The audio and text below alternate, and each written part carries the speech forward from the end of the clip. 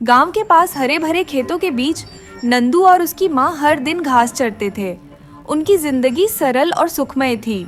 माँ अपने बेटे नंदू से बहुत प्यार करती थी और उसे हर समय अपनी ममता के साए में रखती थी।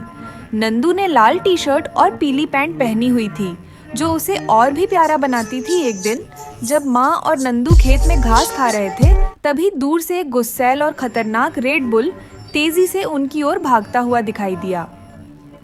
उसकी लाल आंखें और तेज सींग देखकर माँ को खतरे का एहसास हो गया।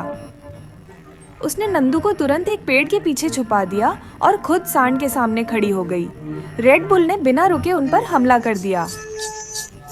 माँ ने अपनी जान की परवाह किए बिना नंदू को बचाने की पूरी कोशिश की, लेकिन सांड का हमला इतना जोरदार था कि माँ घायल होकर जमीन पर गिर गई। नंदू ने यह सब अपनी आंखों से देखा और रोते हुए अपनी माँ के पास भागा।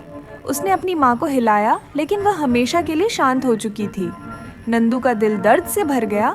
उसने अपनी माँ का अंतिम संस्कार किया और खुद से वादा किया कि वह अपनी माँ की मौत का बदला लेगा। लेकिन वह जानता था कि वह तब तक रेड बुल का सामना नहीं कर सकता जब तक वह खुद को मजबूत न बना ले। अगले कुछ सालों तक नंदू ने अपनी ताकत बढ़ाने के लिए कड़ी मेहनत की। वह रोज सुबह जंगल में जाकर दौड़ता, भारी पत्थर उठाता और अपनी चालाकी को निखारता। वह जानता था कि केवल ताकत ही नहीं, बल्कि दिमाग से भी सांड को हराना होगा। एक दिन गांव वालों ने खबर दी कि रेड बुल पास के जंगल में देखा गया है। नंदू ने बिना समय गंवाए उस दिशा में कदम बढ़ा दिया।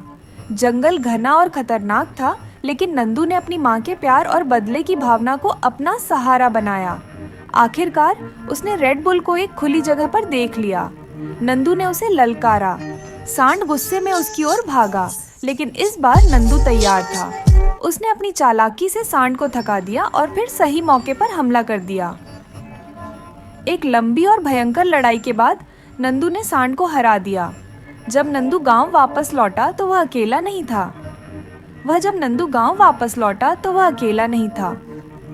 वह अपनी माँ के बलिदान और अपनी मेहनत की कहानी लेकर लौटा था। उसने खेत को फिर से हरा भरा किया और गांव वालों के लिए एक प्रेरणा बन गया।